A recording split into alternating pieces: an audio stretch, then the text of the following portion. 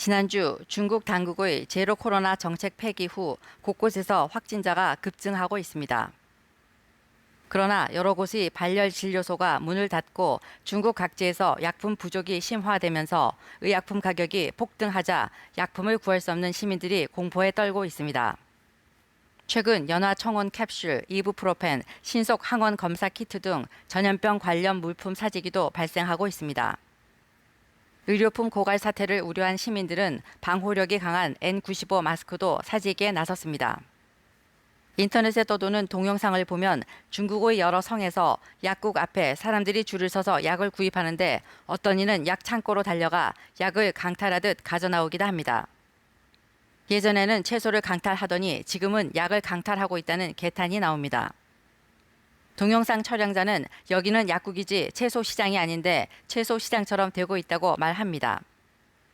베이징, 상하이, 후난, 광저우, 허난 등 많은 성과 도시에서 약품이 품절됐습니다. 많은 약국에서 해열제인 이부프로펜 재고가 바닥입니다. 동시에 약값이 크게 폭등, 일부 업체는 약값을 3배 내지 5배 인상했습니다. 많은 네티즌들이 불만을 토로합니다. 연화청원 캡슐, 각종 약과 마스크 가격이 폭등하기 시작했다. 2020년 한밤중에 마스크를 움켜쥐던 그때로 돌아간 꿈을 꾸는 기분이라고 합니다. 후난성 샹탄시의 정 여사는 8일 따주엔에 과거에는 이익 사슬이 핵산 검사였지만 지금은 핵산 검사에서 의약품 공급 쪽으로 이전됐다고 언급했습니다. 약국 밖에 길게 늘어선 줄과 대조적으로 쇼핑몰은 인파가 드물었습니다. 급증하는 감염자 수 때문에 감염을 두려워하는 사람들이 집에 머물고 있기 때문입니다. 로이터에 따르면 분석가들은 소비자와 기업 양쪽의 불확실성이 크기 때문에 제로 코로나가 완화됐어도 중국의 지출이 빠르고 광범위하게 반등하리라고 보기는 힘들다고 말합니다. 이 때문에 일부 경제학자들은 이미 내년 초 중국의 경제 성장 전망치를 하향 조정했습니다. 다음 소식입니다. 미국의 최신 핵무장 스텔스 폭격기인 B-21 레이더가 이달 초 첫 선을 보였습니다. 11일 사우스 차이나 모닝포스트는 애널리스트들의 말을 인용, 이 폭격기가 아시아 태평양 지역에서 게임 체인저가 될 것이라고 전했습니다. SCMP 보도에 따르면 B-21 레이더 폭격기는 미국이 최근 30년 만에 처음 내놓은 국내산 신형 폭격기일 뿐 아니라 중국의 군비 증강에 대한 펜타곤의 대응이기도 합니다. 미군 싱크탱크 랜드 코퍼레이션의 티머시 히스 수석 애널리스트는 레이더 폭격기가 아시아 태평양 지역에 막대한 영향을 미칠 것이라며 이 전투기를 활용하면 아태 지역에서 미국이 군사 배치를 보다 유연하게 할 수 있을 것이라고 분석했습니다.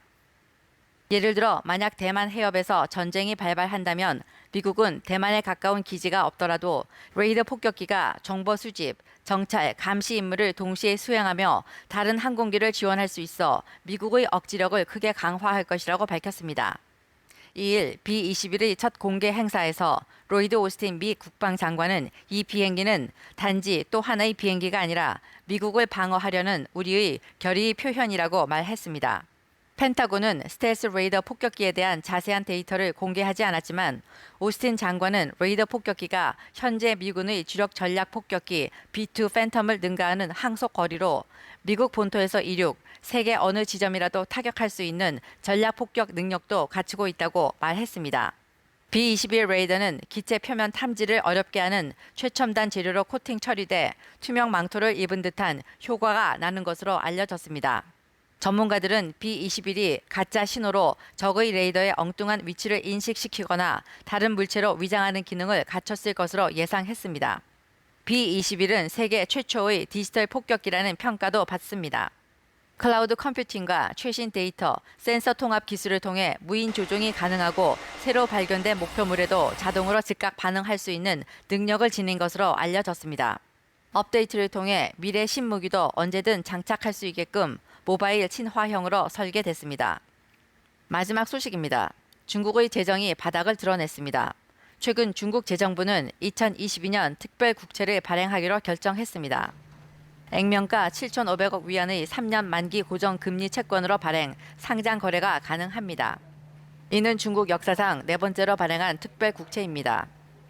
중국 매일경제신문에 따르면 중국의 특별국채는 1998년 2,700억 위안, 2007년 1조 5,500억 위안, 2020년 1조 위안 등 세 차례에 걸쳐 발행된 바 있습니다. 보도에 따르면 또 중국의 특별국채는 재정 적자를 메우기 위한 것이 아니라 특별 비용을 독점적으로 사용하고 특정 중대 사건을 지원하기 위해 발행되는데 중대한 금융개혁 문제 해결을 위한 경우가 많았습니다.